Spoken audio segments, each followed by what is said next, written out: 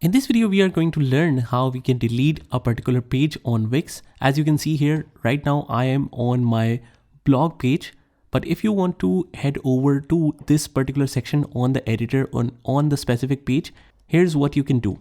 First of all, just open Wix, which is going to take you to this main dashboard where you have all the sites you were working on. So let's say I want to delete it from this particular site. Let's click on select and edit site.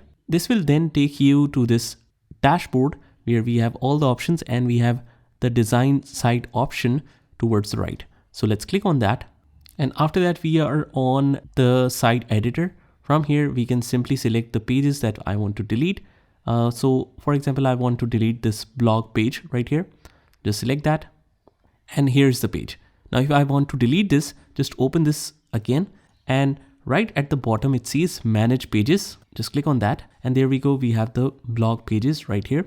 So this is the blog page that I want to delete. Click on the 3 dots and we have the delete option right here. Click on that and delete. It will take some time to delete that. And after that, you will get rid of that particular page on your website. So that's how you do it. Just try it by yourself and I'll see you in the next one.